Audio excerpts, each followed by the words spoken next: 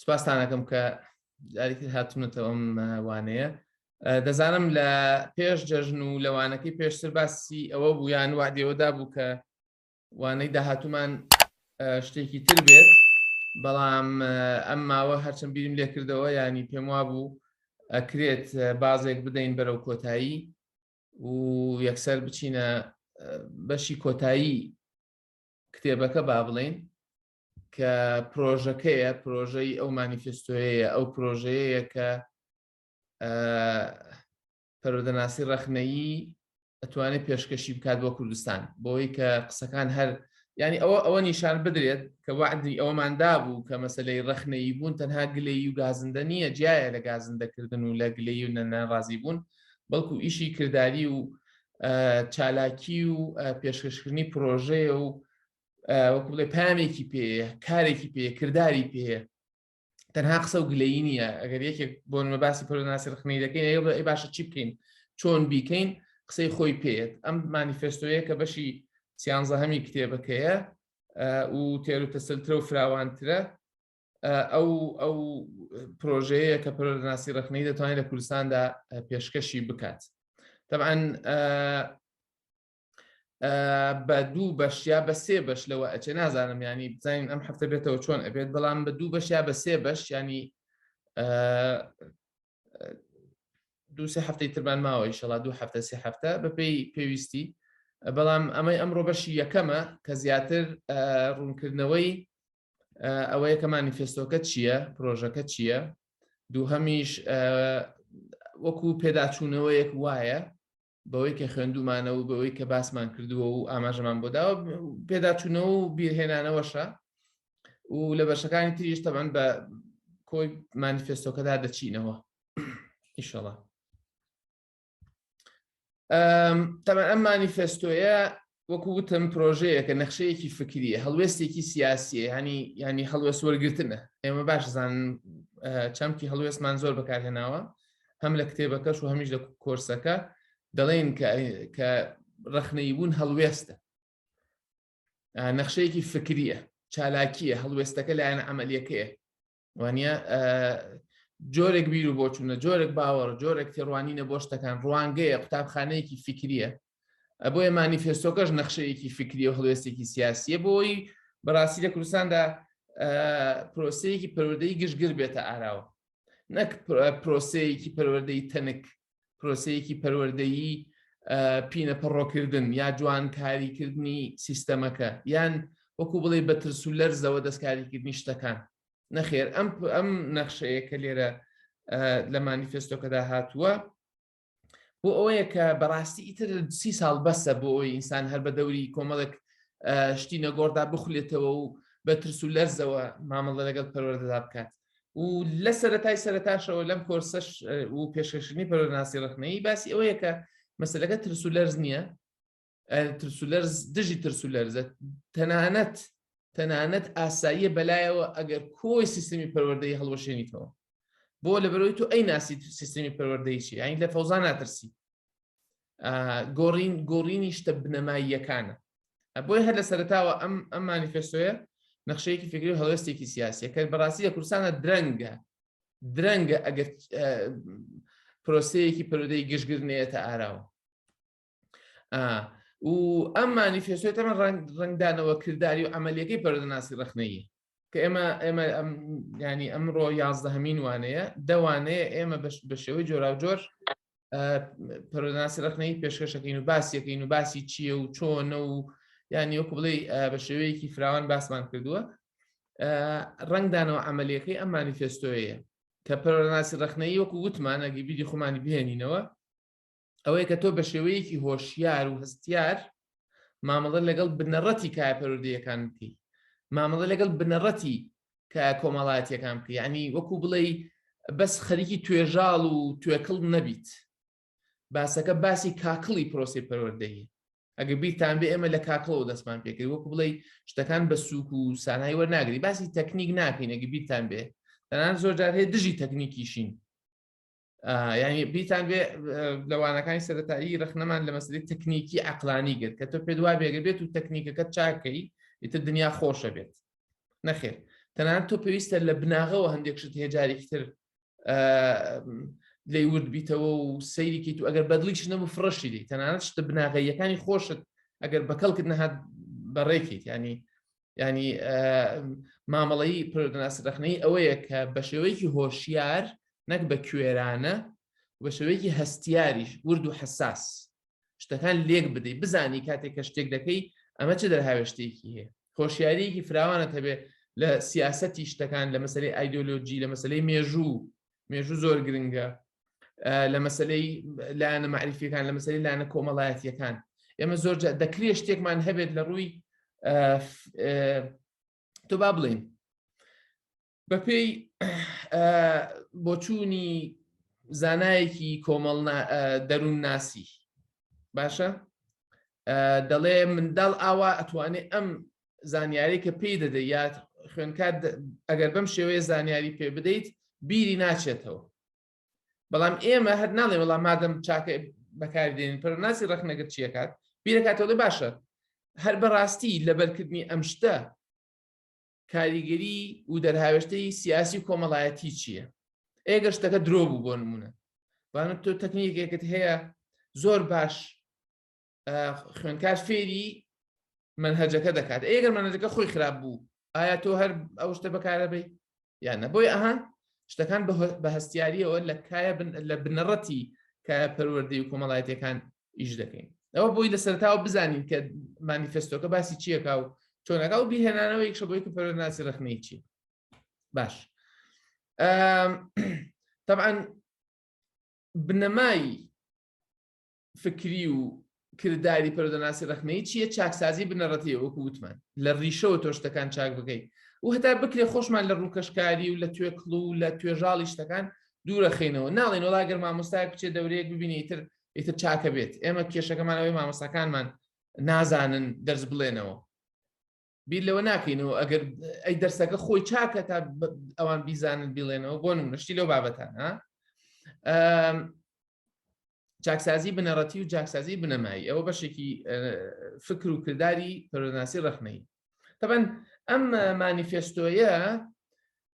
مەرج نییە هەر مامۆستایەک وەکوتم هەر مامۆستایەک بچێ بیخوێنێتەوە بڵێ وەڵڵاهی ئەمە دەڵێ بڕۆ وا بکە باسەکە باسی تەکنیک نییە باسەکە باسی تێگەیشتنە لە شتە بنەڕەتیەکان دەکرێت هەر مامۆستایەک هەر شارێک هەر قوتابخانەیەک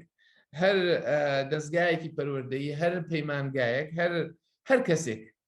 بە شێوەی جیاواز ئەم مانیفێستۆیە تەفسیر بکات یعنی تەفسیرکردنەکەی لێگەڕێنراوە من کە ئەم پرۆسێ ئەم مانیفێستۆیەم پێشکەش کردووە نەموتۆ ئیلا دەبێ وا بکرێت ئەمە معنای ئەو تەفسیرە دەدات نە دەکرێت تەفسیری جۆراوجۆر بکرێت دەکرێت پرۆژەی جیاوازی لێ دروست بکرێت دەکرێت لایەنی جیاواز قوتابخانە و دەستگای جیاواز وەزارەتی جیاواز هەر کەسێکی جیاواز لە کوردستان بە شێوەی جیاتەنانت ئەگەر پەروەردەییش نەبێ ئەگەر دەستگایەکی ڕۆشنبیری بێت دەستگایەکی کۆمەڵایەتی دەتوانێت سوودی لێ وەربگرێت بەمەرجێک تەفسیرەکان لەسەر بنەما ئەخلاقیەکان بڕۆن لەسەر بنەما مرۆییەکان لەسەر بنەما دیموکراتیەکان بڕۆن کە باسمان کە بنەما فراوانەکانی دیموکراسی کە پێشتر تەمان لە درێژایی کۆرسەکە و کتێبەکەشدا باسی ئەومان کردووە کە دیموکراسی چییە و چۆنە باسی بنەما مرۆییەکان بنەما معریفیەکان دەکەین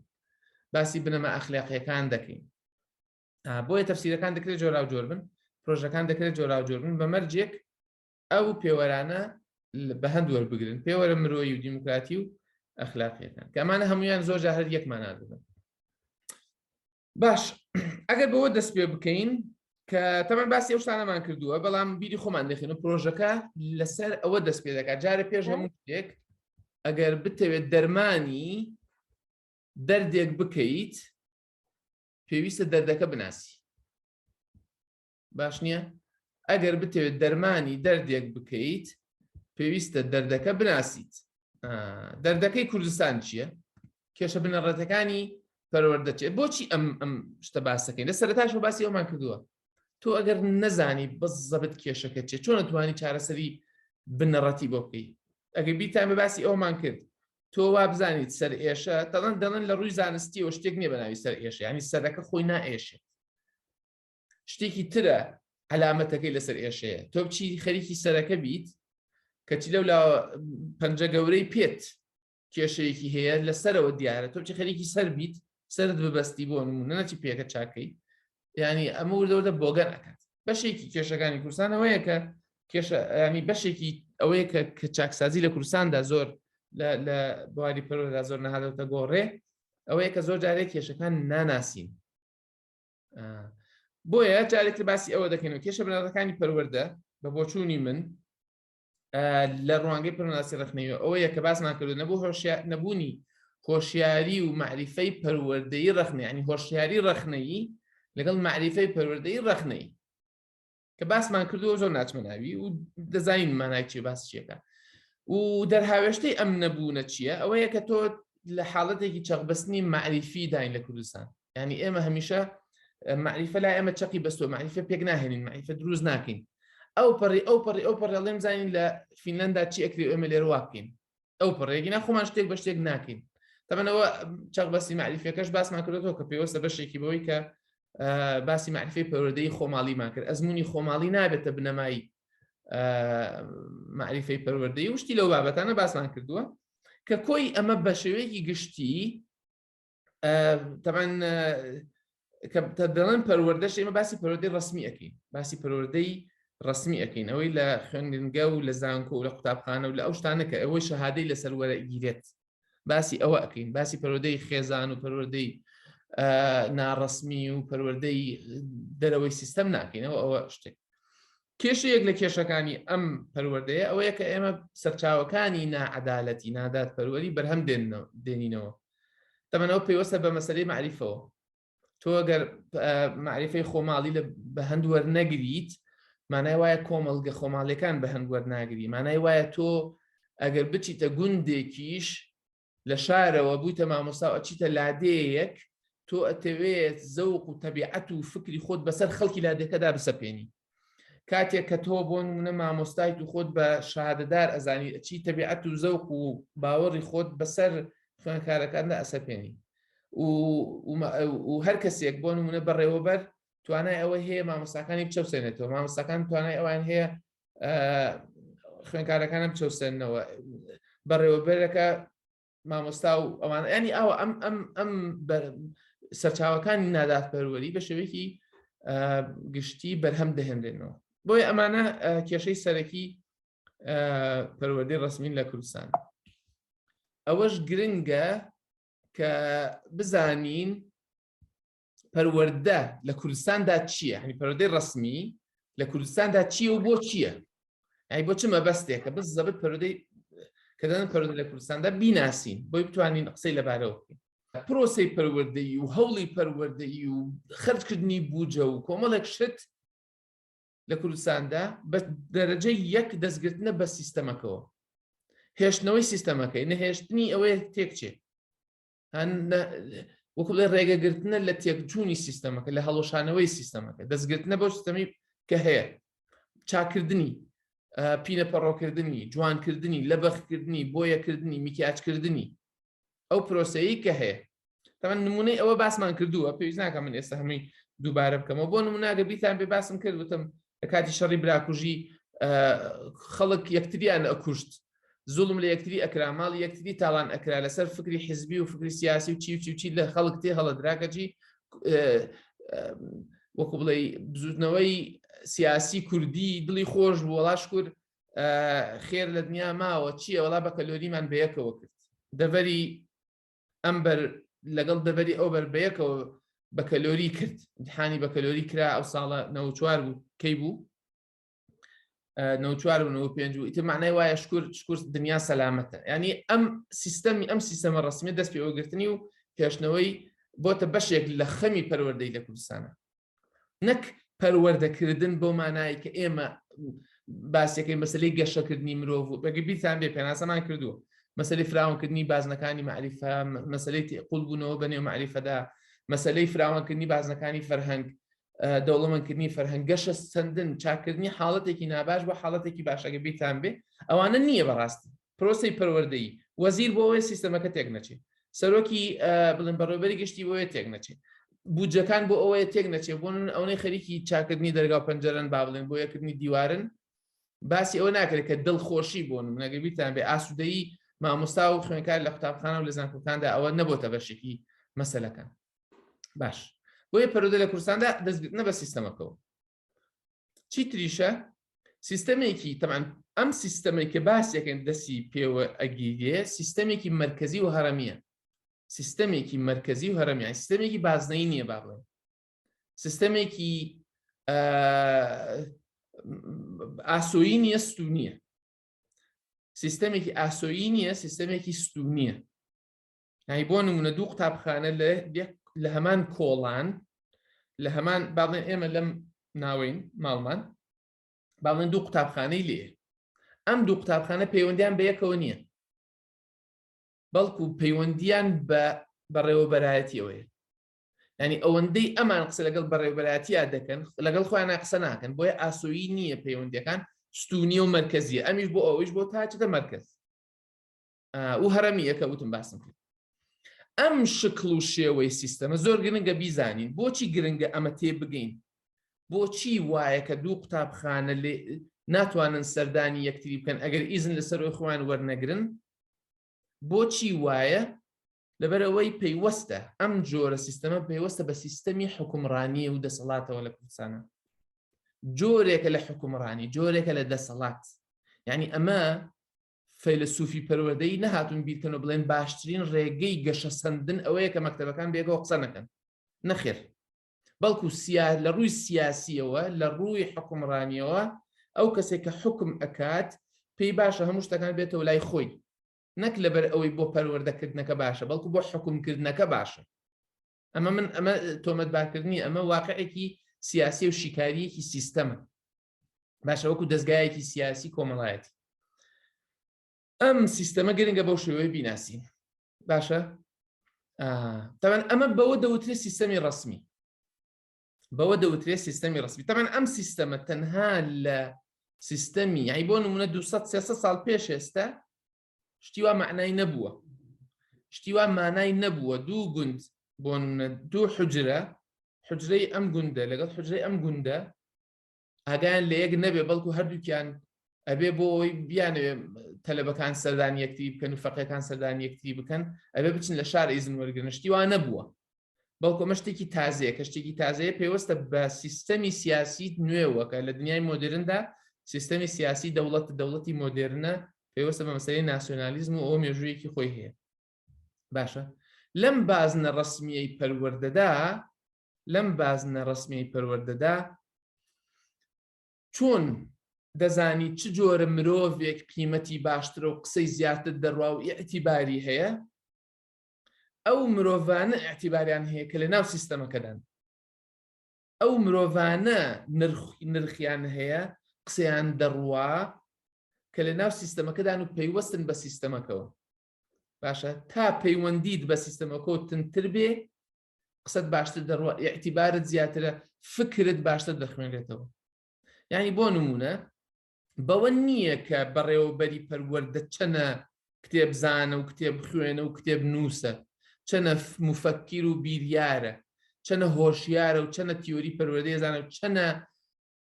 ئەزمموی قوڵی پەروەردەی هێنە. قسەی لەسەر ئەساسە ناڕوا، قسەی لەسەر ئەو ڕەکە بەڕێوەبەرە کە پەیوەندیەکەی لەگەڵ سیستەمەکەدا پەیوەندیەکی تنە. بۆیە لە دەرەوەی سیستەمەکە خەڵک نرخی نییە، خەڵک بەهای نییە، بۆ سیستەمەکە بەهای نییە. یعنی تۆ بۆ نمونە مامۆستایەک بە باشترین مامۆستایەتی بکە، بەس مادەم تەعین نیت مامۆستایەتەکەت ناخوە، بەرهەمی پەروەردەکردنەکەت ناخوە. ئەوە نمونەیە بۆ ئەوەی کە دەڵێم ئەمە پەروەردەی لە کوردستانە. ئەم قسانە بۆچی؟ بۆی بزانین ئێمە بزەبت چین لە چش باسی چی ئەەکەین کە لە کوردستان پەروەردەمە بەسمان چی ئەوە بەشێکە لە پشتانی کە پەروەردە ئەوانەیە دەستگرتنە بە سیستەمەکەەوە. سیستەمەکە شێوەیەکی دیارکراوی هەیە و مانایەکی سیاسی و مێژوویی دارکراوی هەیە و لە هەمان کاتیشدا قیمەت و نرخی مرۆڤەکان لە پەیوەندیاندا بە سیستەمەکەوە دیار دەکرێت، نەک بە خودی نرخی ئیشەکەیان. یعنی تۆ تا چەند مامۆستایەکی باشبی بەس ئەگەر تەعین نەبیت کە بەڕێوەبەر نەبیت، ئەگەر لە ڕووی سیاسی لە ڕووی سیستەمەوە ئاستت بەرز نەبێ قسە کەمتر ئەڕوا بە تەبیعەتی حاڵ وایە. چی تریشە پەروەردە لە کوردستاندا چی تریشە کارکردن و جەختکردنەوە لە ستانداردکردن. وازم باسی مەسەلەی ستانداردکردنمان کرد. ستانداردکردن بەوەی کە تۆ شتێک دێنیت بۆ نمونە دەڵێن ئەم پەرداخە دەکەینە ستاندارد دەڵێن ئەمە قیاسە. تەمەن ستاندارد یانی قیاس وانی دەڵێن ئەمە قیاس هەر شتێک وەکو ئەمە بوو ئەمە ئاساییە لەوە زیاتر بوو زۆرە لەوە کەمتر بوو کەمە یعنی ئەمە پێوەرەکەیە ئەم پەرداخە لەوە زیاتر بوو ئەڕژێ زۆرە نامانەوێت لەوە کەمتر بوو کەمە نامان ئەگەر کەسێک پەرداخی تری هەبوو گەورەتر بوو ناخوا نەخێر ئەمە قیاسەکەی ئەمە بڕیارمان داوە ئەمە ستانداردکردن ئەوە یعنی ئەبێ هەموو کەسێ بەم پەرداخە ئاو بخواتەوە هەموو کەسێ لەسەر ئەم بنەمایە ئیش بکە ئەو پێوتە ستانداردکردن تەمەستان و لە هەمان کاتیش هاوشێوەکردن پێوترێت چی پێوتێت تەعمیم یا پێی دەوترێ هین دەی وشەکە مەزانی گشتاندن بەڵێ بزەبێت گشتاندن ها ئەو شەیەکە کە زۆرمان حەزلێتی لە بڕیارەکان هەمیشە بڕیارە ڕسمیەکان باسی گشتاندنە یان زۆر جار ئەگەر بیرتان بێ باسی ئەومان کردو گلی ئەومان کردووە کە مەرج نییە هەموو کەسێک کە ڕەخنەگرە پەروەردەناسی ڕەخنەیی بێت یعنی کریتیکەل پێداگۆگ بێت باشە کریتیکەل لێرە لە کریتیکەل پێداگۆجی مانایەکی دیارکراوی هەیە مەرج نییە هەموو کەسێ ڕەخنەگر بوو گلەی کرد ئیتر ئەچێتە بازنەی ئەم ڕەخنەوە کە ئێمە باسیەکەن ئەو ڕەخنەگرە بە شێوەیەکی تر بەس ئەم ڕەخنەی ئێمە باسیەکەن شتێکی دیکەیە بۆ نمونە خەڵکمان هەیە مامۆستامان هەیە نووسەرمان هەیە بیریارمان هەیە و پسپۆری پەروەردەییمان هەیە خەمی ئەڵێ کە دەڵێی لە کوردستان کێشەی پەروەردە هەیە دەڵێت تەبعەن ئەڕۆڵ هەر یەکە لە ئاوازێکە خوێنێ بۆیە یان شتەکان وەک یەک نین یان مەنهەج موحەد نییە یان ئیمتیحانەکان لە یەک ناچن یعنی ئەها خەمەکەی ئەوەیە کە هاوشێوە نین بۆیە گشتاندن نەکانی پێی وایە گشتاندن چارەسەرە بەڵام لە پەروەردەناسی ڕەخنەیدا گشتاندن کێشەی لەگەڵی هەیە مەرجی هەمیشە خراپ بێت پەروەردەناسی ڕەخنەیی تێدەگات کە گشتاندن چ کێشەیەک دروست ئەکات ڕاستە دەکرێت چارەسەرێک بکە بۆ هەندێک مەسەلە بەڵام کۆمەڵە کێشەی تریش دروستەکە بۆی ئێمە ناڵێن گشتاندن چارەسەرە دەبێت تێبگەین گشتاندن بۆ ئەوکەین بۆ دیموکراسی باشە بۆ پەروەردە باشە بۆ ئاسوودەیی باشە بۆ بنەما ئەخلاقەکان باشە ئەگەر ئەوانە بوو ئەیگشتێنین ئەگەر ئەو شتانەی نەکرد نایگشتێنین ئێتە خۆ گشتاندن ئێمە وەکو بڵێ نەبووینێتە بەندەی گشتاندن هەر حاڵەتێک بپێمان وابێ پاراسیتۆڵە هەرچی بۆ هەر گشتاندنێکی پیاکەین و حەلیکەین ستانداردکردن و ئەم بابەتان طبعا مەسەلەی ستانداردکردن و گشتاندن ئەلاساس بۆ مەسەلەی یەکسانیە بۆ مەسەلەی غەدر نەکردنە ئەلاساس گوایە بۆ ئەوەیە کە مەکتەبەکان لە یەک بچن بۆ ئەوەی خەڵک دوان نەکەوێ بۆ ئەوی هەموو لە یەک بچن بۆ ئەوەی ئاستیان جیاواز نەبێ بۆی خەڵک هەمووی وەکو یەک فێر بن بەڵام تەبیعەتی ئەم شتانە وایە وان نییە کە من دەڵێم ئەمە دەبێتە ستاندارد ئەوە من عەبدوڕەحمانم سەیرەکەم لە ماڵی ئێمە ئەم پەرداخە هەیە ئێڵە ئەمە قیاسەکەی ئەخە بۆ من باشەوا بڵێم خۆ ناچم بڵێم وانە من خۆم مادەم خۆم بڕیارەکەدەم ئەوەی خۆم هەمە ئەوە ئەەکەمە بنەما بۆیە تۆ کاتێک کە وەزیر و بەڕێوەبەرە گشتیەکان و پسپۆر و شارەزاوانەی کە تەعینن ئەوانەی کە پەیوەستن بە سیستەمەکەەوە ئەگە بیرتان بێ باسمان کرد نرخی کێ قسەی زۆر ئەڕوات ئەوانەی کە لە سیستەمەکەدان لە چەقی سیستەمەکەدان باش ئەوانەی چەقی سیستەمەکە ئەو شتانە ئەکەنە ستاندارد کە خۆیان ئەیزانن ئەو شتانە ئەکەنە ستاندارد و پێوەەر کە ئەوان هەیەە ئەی بۆ نمونە وەزیرێک نایەت یا مەجلیسی وەزارەتەکە نایەت بڵێ وەڵاوەرن شتێک بن کە ئێمە هیچی لێ نازانین بەس باوەرە ئەو بکەینە پێوەەر یا بەچین بزانین مامۆساکانی لادەی فلان و زانکۆی فلان بەشی فلان ئەوان چیان پێ باشە با ئەوەی ئەوان بکەین بە پێوەەر بوو بیگشتێنین بە هەموو کوردستانە نەخێر ئەو شتێکە خۆی پێشارەزایە ئەو شتێکە خۆی ئەیکە ئەوە ئەکاتەستاندا یەکە تۆ کاتی کەوات کرد چیەکەی کۆمەڵگەدا ئەبڕیت بە ناوی ئەوەی ئەلاساس هەمومان لە یەک بچین نەخێر تۆ ئەتەوێ هەمومان لە تۆ بچین نەک هەمومان لە یەک بچین تێگەی مەبەست یەکسانبین ینی هەمومان وەکو تۆ بین نەک تۆ بیتە بەشێک لەوە نەخێت خۆت ئەەکەیتە پێوەەر ئەنی کراسێک ئەبێ من میدیەم قیاسی منە بۆیە بێت کراسی میدیەم ببێتە پێوەەر وانە بۆیە ئەمە لە ئەسڵا لە جاتی ئەوەی کۆمەڵگە یەکسان بکات بە پێچەوانە کۆمەڵگە دادەبڕێ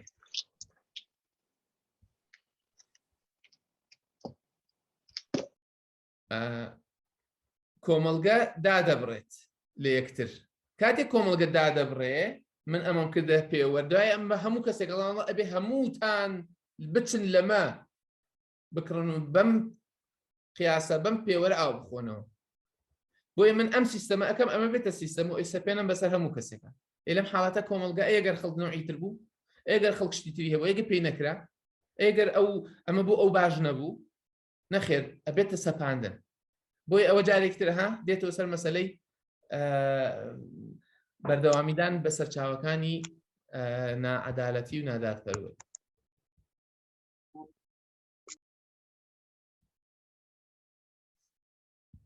باش تەمان ئەم سیستەمە پەروەردە لە کوردستان فەلسەفەیەکی هەیە وەکو وتمان باسیشمان کردووە ڤیدیۆشم هەیە لەسەری و نووسینیشم هەیە لەسەری و ئەمانە کە فەلسەفەیەکی هەیە ئەم فەلسەفەیە هەمیشە سەیری ئەوە کە بزانێ لە دەرەوەی خۆی چی هەیە ئەلاسە بزانین لە دنیا چیە معریفەی جیهانی بەلاوە مهمە بەلاوە گرنگ نییە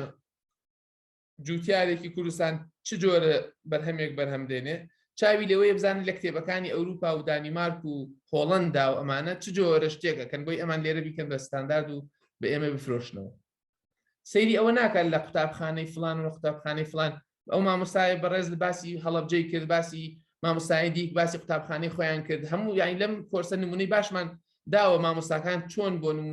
نمونەی باشی قوتابخانەکانی خۆیانانە هەیە نەخێر ئێمە چامان لەوێ بزانین لە دنیا بزانی یونیسف چیەڵێ بزانین بانکی نێودەوڵەتی چیەڵێ بزانین نازانین یونسکۆ چیەڵێ بزانین ڕانکینی فلان چیەڵێ بزانین کۆریا چیەڵێ یابان چیەڵێ بۆ ئێمە بچین وا بکەین هەمیشە چاوی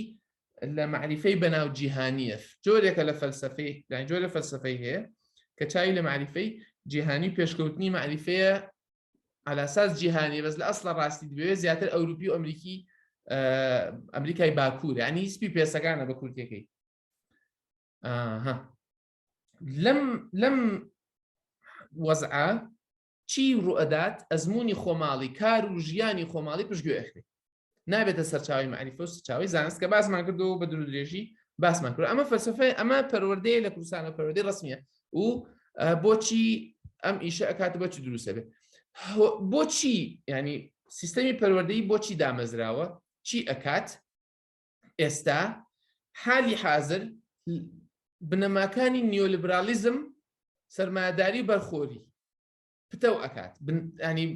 بنەماکانی تەبە نیۆلیبرالیزم یانی چی مانای فراوانی بزەگە بە پەلەی بڵم یعنی بەهاکان نرخەکانی بازار ئەبێتە پێوەەر نرخەکانی کڕین و فرۆشتن ئەبێتە پێوەەر عەرز و تەڵەب هەر شتێک داواکاری لەسەر بوو نرخی بەرزە بێتەوە هەر شتێک داواکاری لەسەر نرخی دێتە خوارەوە سەرمایەداری بەوەی کە تۆ بۆ دنیای سەرمایەداری پێویستی بە چی هەیە ئەوە ئەبێتە بنەما لەسەر ئەوە ئەساسە تۆ پەروەردە ئەەکەی لە کوردستانە بۆ مەسەلەی ئەخلاقی و مەسەلەی فەرهەنگی و جۆراجۆری فەرهەنگی بۆ نمونە ئەگەر بێت و ئابووری کوردستان بۆ ئەوەی بتوانێت قەرز وەرگێت لە بانکی نێودەوڵەتی حکومڕانانی کوردستان بڕیار ئەدەن کە زمانی کوردی نەمێنێ زۆر ئاسایی زمانی کوردی نەمێنێ لەبەرەوەی تۆ بتوانی بە پێی دنیای سەرمایەداری ئیش بکەی ئەبێت تۆ فەرهەوازە فەرهەنگی خۆت بێنی ئەم مەسەلەی ئینگلیزی و مەسەلەی ئەم زمانانە لە خۆڕان نییە کۆمەڵە سوودی ئابووری هەیە بۆیە تۆ کوردی پشتگوێ ئەخەیت شێوازی ژیانی فەرهەنگی و ژمێژووی خۆت پشتگوێ ئەخێت بۆی بتوانی لەسەر بنەمای سەرمایەداری ئیش بکەی و مەسەلەی بەرخۆری بۆی کە تۆ چۆن بۆ لە ڕووی معریفی و بەرخۆرین لە ڕووی چۆن لە ڕووی جلوبەرگ و سیارە و ماڵ و هەموو شتێ بەرخۆرین لە ڕووی معریفیشەوە بەرخۆرین و باسمان کردووە و لە هەمان کاتە پەروەردەی کوردستان بۆ چییە؟ ئامانجی ئابووری بازار بەسەر کۆی ئامانجەکانی دیکەی پەروەردەدا دەدات. یعنی بۆ نمونە بۆ ئیش پیاکردن، بۆ ئیش پیاکردنە، بۆ بازاری کار. ئێستا بوای لێ هاتووە تۆ هەموو شتێکت بۆتە بازاری کار. باشە پەروەردە بۆتە ئەوەی کە تۆ ئامانجەکانی بازار بەسەر ئامانجی فەرهەنگی و ئامانجی پەروەردەی و ئامانجی فەلسەفی و ئامانجی کۆمەڵایەتی سیاسیدا وەکوڵێ بەسەریدا زاڵ بێت. تەمان بەم شێوەیە بەڕاستی ئەوە گرنگە بزانین باسی ئەەکەین دوایتر ئەم سیستەمی خوێندنەی کە ئێمە لە کوردستان هەمان شتێکی سروشتی نییە. یعنی چی شتێکی سروشتی؟ یعنی ئەمە پێداویستیەکانی پەروەردە نییە کە وای کرد سیستەمەکە وابێت. وەکو باسم کرد کاتێککە دوو قوتابخانە، دوو زانکۆ، دوو بەشی ئەکادیمی ئەگەر پەیوەندیان بە یەکەوە نیو قسێ بە یەکەوە ناکەن و ئاڵوگۆڕی مامۆستا ناکەن، ئاڵوگۆڕی مامۆستا ناکەن بە یەکەوە ئاڵوگۆڕی تەلەبە ناکەن، هی ئەوە نییە کە پەروەردەوای داخوازێت، هی ئەوەی سیستەمەکە داوای لێکە. کەواتە ئەم جۆرە سیستەمە هەرێمیە شتێکی سروشتی نییە، شتێکی ئۆرگانیک نییە. مادەم سیستەمەکە خۆی ئۆرگانیک نییە، سروشتی نییە، بە هیچ شێوەیەکیش دەرفەتی پێشبەچوونی سروشتی پرۆسی پەروەردە نادات. ناهێڵێ بە شێوەیەکی سروشتی پەروەردە پێشکەوێت. ناهێڵێت تۆ لە قوتابخانەکەی خۆتان لە زانکۆکە و پۆلەکەی خۆتان دوای 10 ساڵ مامۆسایەتی بۆ دەرکەوتۆ کە ئەم شتە ئەم بڕیارانەی وەزارەت و ڕئیس قسم و ڕئیس جامیع ئەوچەکە بەکەڵکی دەرسەکەی تۆ نایەت، شتی تر هەیە ئەم کتێبە بەکەڵگناچی ناهێڵێت، ناهێڵێ بە شێوەیەکی سروشتی پەروەردەکە پێشکەوێت بۆ لەبەر سیستەمەکە خۆی سروشتی نییە. مامۆستا ئاسۆ دەڵێ خۆزگە لێرە گشتانستانەکەم جێبەجێ دەکرا بە دیوە خراپەکەیشیدا. تۆ تەماشا بکە بڕیارێک دەرچێت تا دەگاتت ناوەندەکەی پەروەردەکەتی لێیە بڕیارەکە ئیکسپایر بێت. ئەخە مامۆستا ئەزانی بۆچی ئیکسپایرێ مامۆستا ئاسۆ؟ حەز ناکەم من لەگەڵ جەنابت نیم، ینی ڕام وان نییە کە لێرە خۆزگە گشتاندن و سادان بکرایە، خۆزگە نەکرایە. ئەگەر نەکرایە مامۆستا قوتابخانەکەی ئێوە خۆی بڕیارەکەی ئەدا پێویستی بەوە نەبوو بترسێ ئەکسپایر بیاننا. تەبیعەتێکە، تەبیعەتی شتێک لە دوورەوە بڕیار بدرێت، تەبیعەتی شتەکە ئەوەیە کە ئیکسپایر ببێ. یعنی تۆ بۆ نمونە ئەنجامی سروشتی هەڵگرتنی خراپ ئیکسپایر بوونە. تەبیعەتی وایە. تۆ گەر لە دەرەوەی واقعی خۆتەوە بڕیار بدرێت هەرە بە ئیکسپایر بێ. قابلە چییە؟ هەر تەبیعەتی وایە شتەکە. یعنی تۆ ئەڵەی گشتاندن بکرایە، ینی پێت وایە کە بۆ نمونە گشتاندن ناکرێت بۆیە. نەخێر، هەر خۆی گشتاندنەکە ڤایرۆسەکەی. یعنی بۆ نمونە گشتاندنەکە خوێکەیە کە بۆ گەن بووە. تەبیانیزای چۆنە؟ نابێت بەڕای من ئەبێت بە هەموو شێوەیەک دژی گشتاندن یان هەمیشە شکمان لێ هەبێت، یان مەرجنی هەموو شتێ بە گشتاندن بێت. نابێ هەموو شتێ بە گشتاندن بێت. بەلای کەمی دەست خۆش بە مامۆستا ئاسۆ. مامۆستا دەشنێ دەڵێ وتمان کوردستان ئەچێت سیستەمەکە جیهانیەکان هاوردەی کوردستان ئەکات، ئەمەی دووبارە دەری ئەخات پەروەردەی کوردستان پەیڕەوی ڕێوەی ستانداردی ئەکات و لەسەری ئەڕوات. ئەی ستانداردی جیهانی ئەلاساس. ستانداردی جیهانی یعنی چی؟ یعنی تۆ بە زەوقی وڵاتەکەی تر تۆ ئیشی خۆت بکەی. ئەوان تەبیعەتیان چۆنە تۆ بچیتە سەر تەبیعەتی ئەوان. چ شتێک بە زەوقی ئەوان ئەخوا تۆ بچی وا بکەی، ئەوە پێوترێت ستانداردی جیهانی. باشە کە دەڵێن ستانداردی جیهانی بۆچی باسی وڵاتی ئەفریقی ناکەین؟ بۆچی باسی وڵاتانی ئەمریکای لاتینی ناکەین، ئەمریکای باشوور ناکەین؟ بۆچی باسی هیندستان ناکەین؟ بۆچی باسی تەنانەت ڕووسیاش ناکەین؟ بۆچی باسی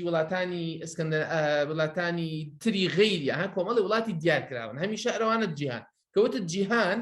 سەیرەکەی دەرچوو سویدە، کەوتت جیهان سەیرەکەی ئەمریکایە، سەیرەکەی فەڕەنسایە. ئەی دیارە 140 وڵات چەند وڵات هەیە لە دنیا، ئەوانە جیهان نین.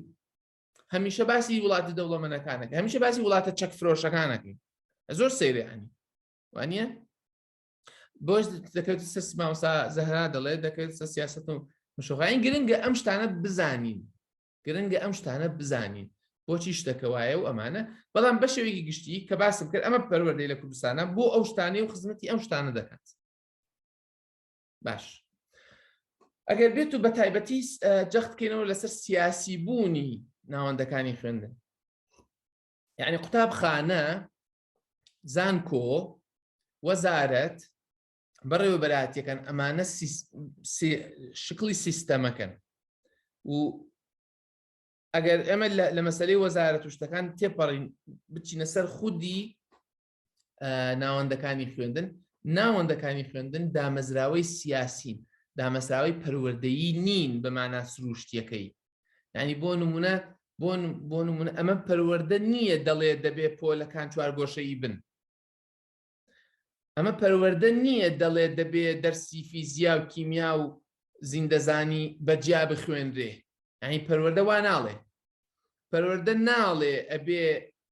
ئەگەر تەعین بووی پێی چاکە، بێی تەعین نەبووی خراپە. ئەمە پەروەردە نییە وا دەڵێت. باشە، ئەمە پەروەردە نییە دەڵێ ئەبێ مامۆساکەی کە دەرسەکە دەڵێتەوە ئەم جۆرە شەهادەی هەبێ گینا بە کەڵک نایەت. ئەمە سیستەمێکی سیاسیە، سیستەمی حکومڕانیە، سیستەمی بەڕێوەبردننی پرۆسەکەیە کە دەڵێ بۆیە مەبەستەکە لەوەیە کە ناوەندەکانی خوێندن نامەزراوەی سیاسی. گرنگە ئەم خاڵە بزانین. سیاست بڕیاری مرۆڤە. سیاست بڕیاری مرۆڤە. کاتێک کە شتەکان سوودی نەبوو تۆ بێ بڕیارێکی تر بدەیت. بەس تۆ گەر پێت وابێ نەخێ قوتابخانە هەرێ بە سەعات 8 دەست پێ بکە، نابێ ئەخن یعنی ناکرێت سەعات 9 بێت، نابێ سەعات 12 بێت. بۆیە تۆ سەیرەکەی لە گوندەکانیش باسی ئەوشمان کرد، لە گوندەکانیش تۆ هەر سەعات 8 دەست پێکەی. ئەخە دەی لە گوند ناکرێت خەڵک فێر بکەی مناڵ لە سەعات 8 لە ئیش و کاری گوندەکەی خۆی نەبێ، بێت لە مەکتەب لەسەر تەختەیەکی ڕقوتەک دانیشت ناکرێت. بەس لای ئەو وایە نەخێری لای بە سەعات 8 بێ. یەکە سەعات تۆ کۆمەڵگەکە تێک ئەدەی. کۆمەڵگەکە تێک ئەدەی. شتێکی تر دروستەکەی.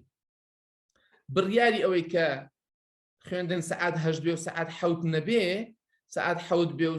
نازانم سەعات چی نەبێ، بڕیارێکی سیاسیە بۆ لە بەرەوەی ناوەندەکە ناوەندی سیاسی. یعنی چی؟ لە کوردستاندا خوێندنی ڕسمی بەو شێوەیە کە هەیە لە دنیادا بەگشتی، ئێمە باسی کوردستان دەکەین، شکلی خوێندنی ڕسمی بەو شێوەیە هەیە لەگەڵ مێژووی پەرەسەندنی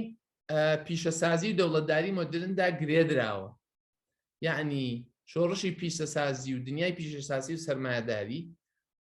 ئەگەس بچیتەوە سەر مێژووی خوێندنگە بەو شێوەی ئێستا هەیە دەگەڕێتەوە بۆ ئەو زەمانە. یعنی جۆرێک ئابووری، جۆرێک سیاست، جۆرێک ئاراستەی کۆمەلگا دروست بووە کە وای کردووە ئەم شێوە قوتابخانەیە هەبێت. ئەم شێوە قوتابخانەیە ئەو پەڕێ 200-300 ساڵە تەمەنی، بەڵام خۆ پەروەردە 1000 ساڵە، 2000 ساڵە، 10000 ساڵە. خۆمەرجنی ینی هەموو لە مێژووی مرۆڤایەتیەوە لە سەرەتای مێژووی مرۆڤایەتیەوە پەروەردە هەیە، بەڵام قوتابخانە زۆر تازەیە بەو شێوەیە کە ئێستا هەیە. گرنگە ئەوە بزانین کە دەوڵەتداری مۆدێرنە وای کردووە قوتابخانەکان بەو شێوەیە بن. باشە؟ تەبعاً بۆچی لەبەرەوەی دەوڵەتی مۆدێرن، ئەگەر حەز بکەن زیاتر لەم بابەتە شارەزانن بە شێوەیەکی تر، بابەتێکم لە گۆڤاری خاڵ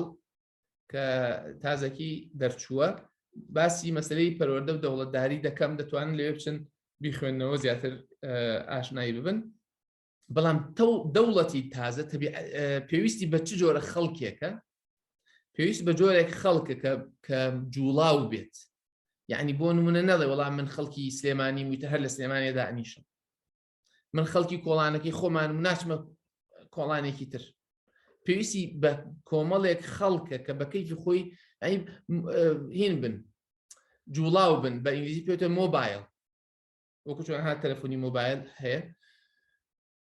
جوڵاو بن بەوەی کە تۆ نەڵێ وەڵام من ئەژداد و ئابادم هەر لەم لادەیە بۆ منش هەر لەو لادەیە ئەمرم. ئەو دەیەوێت کۆمەڵی خەڵک بێ بتوانین لێرەش بی، کەیویستت بچتە هەولێر لە هەولێر بژیت، دوای کەویست بچی لە بەسرە بشیت. ئەگەر بیتان بێت کاتی خۆی کە زمانی سەدام کە کاتە هەرێمی کوردستان نەبوو، یعنی دوو سیستەمی سیاسی نەبوو، کورد هەبوو لە بەسرە بوو، کورد هەبوو لە تاجی بوو، کورد هەبوو لە بەغدا بوو، کورد هەبوو، عەرەب هەبوو لە سلێمانی بوو. ئەم مەسەلەی ئاڵ و گۆڕ و جوڵەیە بەشێکە لەوەی کە دەوڵەت پێویستی پێێتی. وە بێ خوێنەواریش بێت، تۆ دەوڵەت ناتوانێت بەڕێوە بڕوات ئەگەر خەڵکەکەی خوێنەوار نەبێت. کاتی خۆی تەمەن دەوڵەتی مۆدێرن وایە، دەوڵەتی پێش مۆدێرن وا نەبووە. دەوڵەتی پێشمۆدێرن پێویستی زۆر بە خەڵکی خوێنەوار نەبوو، پێویستی بە سیلاح بەدەست هەبووە، پێویستی بەوە بچ خەڵکی شەڕکە، پێویستی بەوە بۆ خەڵک کرێکاری بکە، پێویستی بەوە بۆ خەڵکچە لە کەڵکەکان ئیش بکە، بەڵام پێویستی زۆر بە خوێنەواری نەبووە. بەس دەوڵەتی مۆدێرن پێویستی بە خەڵکی خوێنەوارە، چونکە شێوەی بەڕێوەبردننی دەوڵەتی مۆدێرن خوێنەواری زۆر گرنگە تێدا. باشە و پێویستی بەوەیشە کە خەڵکەکە هەمان فەرهەنگیان هەبێ، هەمان تەبیعەتیان هەبێ، نەڵێ وەڵام من ئێمە تەبیعەتمان وایە بەس خەڵکی فلان شار تەبیعەتی وایە، خەڵکی فلان لا تەبیعەتی وایە، یا بڵێ وڵای من نامەوێت بچم لە دهۆک بژیم، خەڵکی دهۆک ئاوان نەخێر. دەوڵەتی مۆدێرن ئەم نوع خەڵکی ناوێ، دەوڵەتی مۆدێرن ئەوێت تۆ لە بەسڕەش بی هەر ئیشی خۆت بکەیت، لە بەغداش بی ئیشی خۆت بکەیت، لە بابلیش بی ئیشی خۆت بکەیت، لە ئەمباریش بی و لە زاخۆش بی، هیچ کێشت نەبێت، لە هەموو شوێنە یەک نەفسیشت بێت بە تەبیعەت ئەو جۆرە خەڵکی ئەوێ نوع مەکتێبێکت بۆ دائنێت کە تۆ ئەم نوع خەڵکت بۆ دروست بکات. بۆیە دەبینین مەسەلەی ستانداردکردن و هاوشێرکردن ئەمە سەرچاوەکەیەتی، ئەوە هۆکارەکەیەتی. بۆیە خوێندنگە چی ئەکا؟ خەڵک بە شێوەیەک لە قاڵب ئەدات و کلکی گوێ ئەبڕێت، ئەکاتە تەیری معقول، بۆی بتوانێت لەو شتانەی کە دەوڵەت ئیشی پێێتی ئیش بکات. دەوڵەت بۆ نمونە چ جۆرە ئیشێک لە دەوڵەتدا هەیە ئەو جۆرە خوێندنت بۆ دابین ئەکات. بۆیە ئێستا لەسەر بنەمای تەعینبوون بەشەکان ئەکرێنەوە، وانە نەک لەبەر ئەوەی بۆ نمونە بەشی فەلسەفە کەمترین بەشەکرێتەوە با بڵێن، یان لە ترسی کۆمەڵە خەڵکدا ناخرێ، گینە داخرێ. کاتی خۆی باسیشم کردووەوە، کاتی خۆی جێگری سەرۆکزانکۆیە گوتی بەشەکانی مێژ و جوگرافیا و ئەو مرۆڤایەتیەکان کەس ئیشی دەست ناکەوێت، هەردا بخرێن باشترە. یانی تۆ گە دەوڵەت بۆ نمونە وای لێ هات تەنها پێویستی بە کۆمەڵک چەک بەدەست بووی، تر تۆ خوێندنەکەت هەربێتە خوێنی چەک بەدەست. ئەگەر دەوڵەت پێویستی بەوە بوو خەڵک چزانم هەڵپەرکی بەس هەڵپەرکێ بزانێت خوێنی هەڵپەرکێت بۆ ئەکاتەوە. یعنی دەوڵەت پێویستی بەچی بێ قوتابخانەت بۆ ئەکاتەوە بۆ شتان بەتر ئەگە خەڵکێک هێز ژیانی لە دەرەوەی دەوڵەت. بۆیە ئەگەر دەوڵەتەکە نەیتوانی ئیشت بۆ دابین بکە، بۆیە بەشەکانیشی کە ئیخوێنی بەشێک کۆمەڵێک بەش و کۆمەڵەشتن کە بەردەست نین ناخوێنن. بۆ نمونە دەوڵەت پێویستی بە مامۆسای مفەکیر نییە. دەوڵەتی عێراقی و هەرێمی کوردستان بە شێوەیەکی گشتی بەو شێوەیەکی پێویستی بە مامۆستا نییە مفەکیر بێ، حەزەکە ڕێنمایەکان جێبەجێ بکات. بۆیە جۆرێک مامۆسات بۆ پەروەردە ئەکات کە دانا ئیشی لەبەرکردن و ئیشی منهەجەکە و ئیشی دووبارەکردنەوەی قسە کراوەکانە نەکشتی نوێ.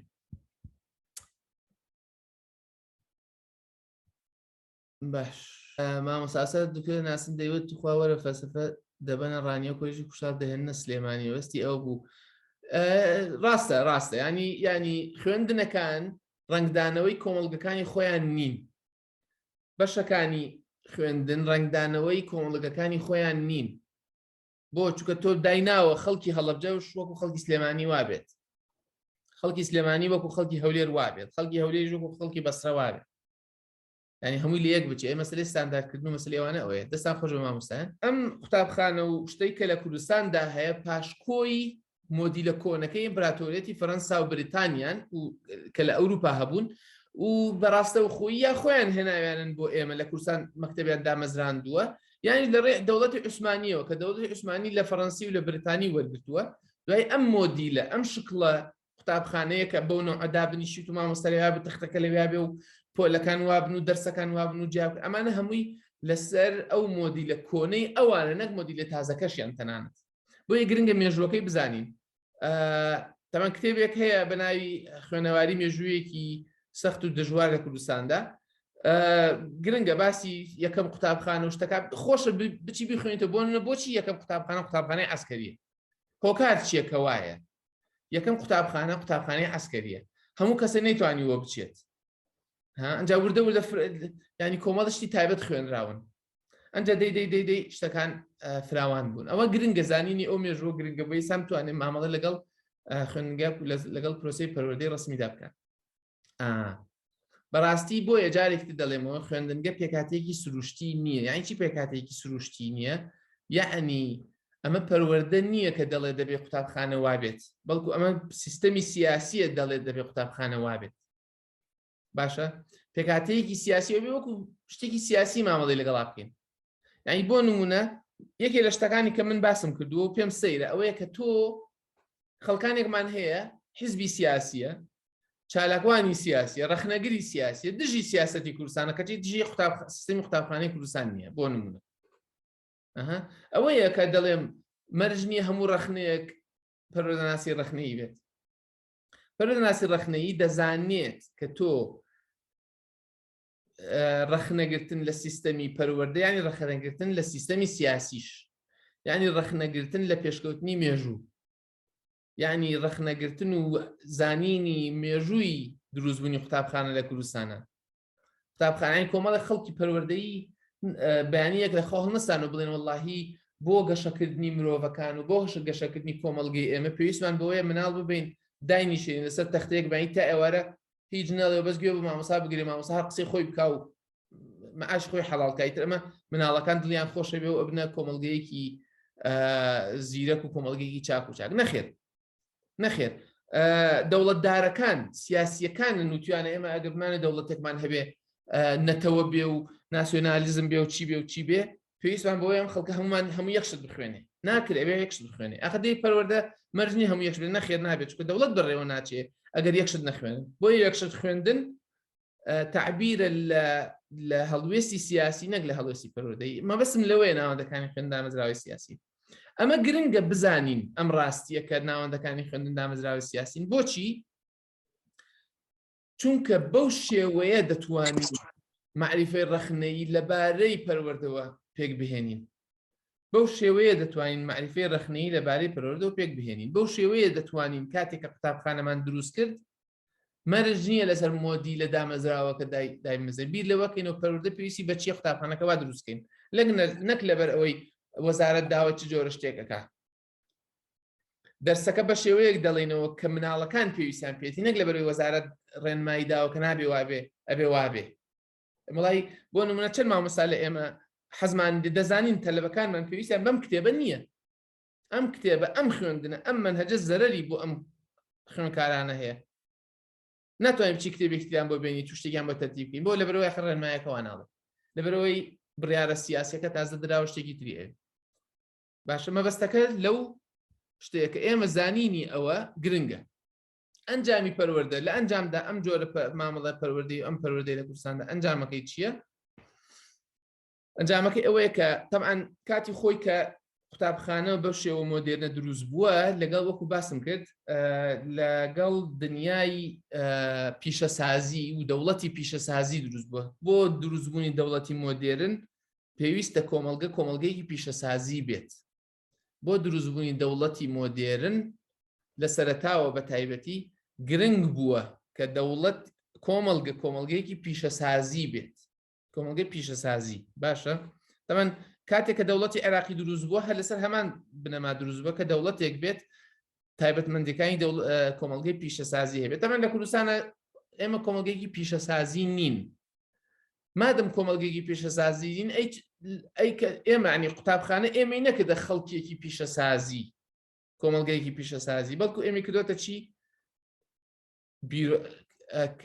بەرهەمهێنانی کادیری بیرۆکراتی ینی موظف بە کورتیەکەی ئێمە کۆمەلگەی کوردستان کۆمەلگەیەکی کرێکار نییە لە کارگەکان ئیش بکات کۆمەلگەیەکی موظفە موچەخۆرە موظفە یعنی چی موظفە یعنی جلێکی جوان لەبەرە کاتێ لەسەر کورسێک دانیشێ دەسوپلی خوێنکار لە 5 ساڵی 6 ساڵیەوە تا 22 ساڵی و 20 ساڵی دەسوپلی پیس نابێ بەڵام هەموو ئەو فترەی ژیانی لەسەر دانیشتنەوە بە جلوێکی ڕۆکوپێک و ئاوا بە قیتی بە بێدەنگی ئێمە ئەنجامی پەروەردە خوێندن لە کوردستاندا بەرهەمهێنانی کادیری بیرۆکراتیە کە بتوانێت کە کۆمەڵە توانای تایبەتی هەبێت کۆمەڵە وەکو بڵێ شەخسیەت و کەسایەتی لەیەک بچێ هەمویان لەیەک بچن تەبیعەتیان گیان نەبێت تۆ ناتوانانی دەکەس دە مۆزەف لە پۆلێک لە ژوورێکدا دابنی ئەم دە مۆزەفە شەڕ بکەن بەیەکەوە تەبیعەتیان جیابێ بێ هەمویان یەک تەبیعەتیان هەبێت بۆی شەڕ نەکەن وانە تاکڕەهەند بن تاکڕاندن یانی چی یعنی تۆ ئەنواع ئۆشکال زەوق و سەلیقەت نەبێ بە زەوق و سەلیقەکەت لە قاڵب درابێ بۆی بتوانی ڕێکوپێک بی بۆی دژی یاسان نەبی دژی دەوڵەت نەبی دژی پێویستیەکان نەبی بۆ نمونە تۆ تەبیعەتت ینی کە ڕێنمایی دەرچوو بە یەک نوع تەفسیری بکەی نەک هەر یەکەوە بە نەوعی خۆی تەفسیرا بڵێ وەڵاهی بەڕای من ئەم وەزارەت مەقسەدی ئەوەیە ئەویش دەڵێ نەخێر بەڕای من مەقسەدی ئەوەیە وەڵاهی جارەوەی تۆش ڕاستەوە نەخێر ئەو دەڵێ بێ هەمووتان یەک نوع من تاک ڕەنگ بن چونکە وانە بێ بەڕێوە ناچێت باشە ئەم ئێمە لە کوردستان ئەم جۆرە کۆمەڵگەیەمانێ کۆمەڵگەیەکی بیرۆکراتین یعنی چی بیرۆکرات یعنی موظف نەکرێکار طبعا لە هەمان کاتیش خوێندنی ڕسمی چ جۆرە فەرهەنگێک دروستەکە فەرهەنگێکی دامەزراندن و کارکردن بڵاو دەکاتەوە کە نرخێکی وا بۆ تایبەتمەندی فەرهەنگی کۆمەڵاتیەکانی تاکو کۆمەڵگە دانانێت یعنی بۆ نمونە موظفێک موچەخۆرێک فەرمانبەرێک لە هەڵەبجە وەکو فەرمانبەرێک وایە لە سلێمانی وەکو فەرمانبەرێک وایە لە دوهۆک وەکو فەرمانبەرێک وایە لە زاخۆ فەرمانبەرێک لە خانەقین وەکو فەرمانبەرێک وایە لە دەربەندی خان وەکو فەرمانەیەک وایە لە سەرچناری سلێمانی ئەبێ لە یەک بچێ بێ هەمان تەبیعەتی هەبێ ئەبێ بتوانین لەسەر کورسەکەی دانیشێ بە ساعت ئەوە بڕات ساعت ئەو نەبێتەوە ئەبێ ئیشەکان بە هەمان شێوە بکات باشە نابێ بڵێ وەڵاهی بۆ نمونە دەڵێ چی سیاست مەهێنە ناوهینەوە تەبیعەتی خۆتان مێنە ناو شتەکانەوە تۆ ناکرێ بڵێ وەڵاهی ئێمە خەڵکی گەرمیان ئێمە لە کفری تەبیعەتمان وایە نیۆڕانان ئەبێ سەعات 1:30 سەرخەوێ بکەین توزانم ئێمە هەر خۆمان ئەمە 1000 ساڵە خەڵکی کفری و کەلاک وا ئەکات باڵێ نەخێر ئەو دەڵێ نابێ وابێ بێت تۆ نابێ ئەبێ وەکو خەڵکی زاخۆ بێ خەڵکی زاخۆوان ناکە یا خەڵک کێستاندار دەبێ هەمومان وەکو ئەو بین باشە بۆی ئەو جۆرە فەرهەنگە بڵاوکاتەوە ئەو جۆرە فەرهەنگەدا ئەمەزرێنێت بۆی بتوانانی ئەو ئیشە بکەی کە ئەو لێتی داوا ئەکات لە سعات 8:30 یان 9 بۆ 2 9 بۆ 1 9 بۆ 5 عادەتەن لە دنیای دەرەوە لەمانە بە شێوەیەکی گشتی ستانداردی دنیا چیە 9 to 5 پێوترێ ئیشی سعات 9 بۆ 5 یعنی ئەو 8 ساعت ڕۆژی 8 ساعت دابنیشی تو ئیشەکەت وابێ ئەومان ئەم جۆرە کۆمەڵگەیە دروست ئەکات پەروەردەی کوردستان و هەر ئەوەشە بۆی ئێمە بۆ ئەڵێن کورد دەست و پێسپیە خەڵکی کوردستان دەست و پێسپیە لەبەرەوەی بەس مۆزەفی ئەزانشتی تر نازانێت مامۆستا کەچوون دەڵێ من ڕێک وام بەسەر هاتووە جا هەمومانمان مامۆستا ئەوە شکیتیانێ بۆ هەمومان ئەنجامی ئەو پەروەردەین بە شێوەیەکی عامیش تەنها هەندێک کەس لە سیستەمەکە سوودمەند ئەبن و دەگەنە چەقی سیستەمەکە هەمومان نابین بەشت هەندێکمان ئەبین بەشت بە تەبیعەت ئەوەی لە شار بێ زیاتر ئەبێ بەشت وەک ئەوەی لە لادێ بێ ئەوەی لە ناوەند و چەقی شار بێ ئاسانتر ئەبێ بەشت لەوەی کە لە دەرەوەی شارە ئەوەی کە نزیکترە لە چەقی دەسەڵات بۆ نمونە هەتا لە شوێنی ئیشکردنەکەت هەتا شوێنی ئیشکردنەکەت لە سیستەمەکەدا لە وەزارەتەوە نزیک بێ قسەت زیاتر ئەڕاتۆ شتریت وانە بە تەبیعەتی حاڵ هەموو کەسێ نابن بە شت سودمەند نابن لە سیستەمەکە و ناگەنە چەقی سیستەمەکە بەعام ئەی باشە ئەی ئەوانی ترکە لە دەرەوەی سیستەمەکەن یا لە پەراوێزی سیستەمەکەن حەزیان لە شتەکەی خۆیان نییە حەزیان لەوەیە ئەوانیش وەکو ئەوەی ناو سیستەمەکە وابن ئەوانەی چەقی سیستەمەکە وابن تەبیعەتی شتەکە وایە بۆ نمونە قوتابخانەیەک لە قوتابخانەیەک لە مەخموونە توزانم لە ناحیەیەک قوتابخانەیەک لە ناحیەک نابێتە ستاندارد بۆ ئەوە نابێتە نمونە هەمیشە ئەوەی دەرەوەی شار حەزەکە وەکەوەی ناوەوەی شار بێت ئەوەی لە پەراوێزەکانە حەزەکات لەوەی بۆیە ئەوەی خۆی بەدڵ نییە مناڵی لادێ حەزی لە ژیانی لادێ نییە ئەوەی چکە بۆ لەبەرەوەی ژیانی لادێ لە سیستەمەکەدا نییە یا لە سنتەری سیستەمەکەدا نییە بۆیە ئەمەی خۆی واز لێنێ چاوی ڕقی لێتی حەزی لێ نییە بێزی لێبێتەوە حەزەکە وەکو ئەو بێ زانانی چی وایە وەکو وایە تۆ بڵێن 5 مناڵت هەیە 5 مناڵت لەگەڵە دوانیان تازەترین ئایپادیان پێ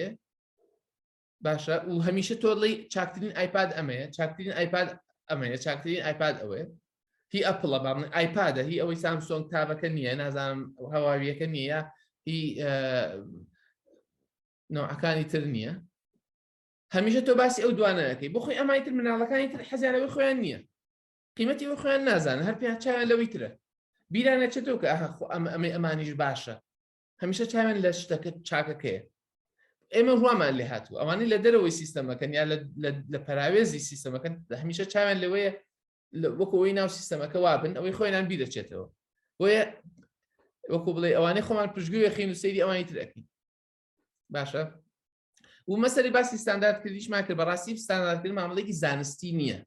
مامەڵێکی سیاسی ئایدۆلۆژیە من چی بۆ من باشە وەکو باسم کرد ئەوانەی لە چەقی سیستەمەکەن خۆیان چیان هەیە ئەوەکەن ستاندارد کاتی خۆی چۆن مامۆسایەتی کردوڵە مامۆسایەتی بێ وابێ چەند ساڵە چۆن سیستەمی بەڕێوە بردووە ئەڵێ ئەبێ وابێت کاتی خۆی چۆن ئەو ڕئیسی قسم بووە کە بێتە سەرۆکی زانکۆژەڵێ بێ وەکو هەروابێ بە تەبیعەتەکەی خۆی نەک لەبەرەوەی بۆ نمونە نابینین ئەوانەی کە ئەچنە پێگەی دەسەڵات و بڕیارەوە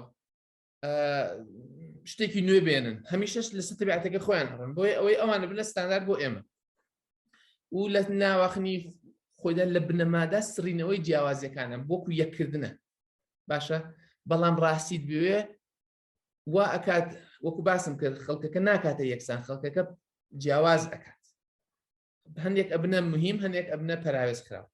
هەندێک ئەبنە بڕیاردەر هەندێک ئەبنە بڕیار لێدراوە هەندێک ئەبنە ئەوەی کە دنیا بەدڵی ئەوانە هەندێکیشی ئەوەیە کە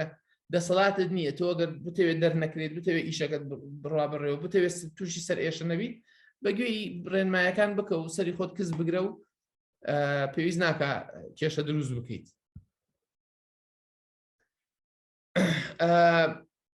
بۆیە خوێنی ڕسمی بەڕاستی بۆتە ناوەندێکی سەرەکی فراوانی بازنەی زۆرداری برۆدان بە چەسانەوە نادادپەروەری ئەوە شکیتیانی ئێمە سەیری کۆمەڵگەی خۆمانەکەین بزانین بۆچی نادادپەروەری لە کوردستان هەیە لەبەرەوەی لە سیستەمی پەروەردەییەکە بە تەبیعەت سیستەمی پەروەردەییەکە وای ئەو شێوە کۆمەڵگەی دروستەکەن باشە ئەم پەروەردەیی کە ئێستا لە کوردستان هەیە ئەم پەروەردەیی کە ئێستا لە کوردستان هەیە بەو شێوە ڕسمیە کە ئێستا هەیە بە هیچ شێوەیەک ناتوانێت ببێتە بنەمای کۆمەڵگەیەکی دیموکراتی تۆ ئەگەر بە تەمابیت لە ڕێی مەکتەب و خوێندنەوە کۆمەڵگەیەکی چاک و دیموکراتی و ڕێک و پێک و بەوەی کە بە خەیاڵ لە خەیاڵمانایە بێتە گۆڕێ بە هیچ شێوەیە نادەگۆڕێ بەداخەوە ڕەشبینی نییە بۆچی ڕەشبینی نییە چونکە ئێمە بەدیلمان هەیە بەدیلمان هەیە پەروەردەناسی ڕەخنەیی بەدیلی هەیە خۆی پەروەردەناسی ڕەخنەیی بەدیلە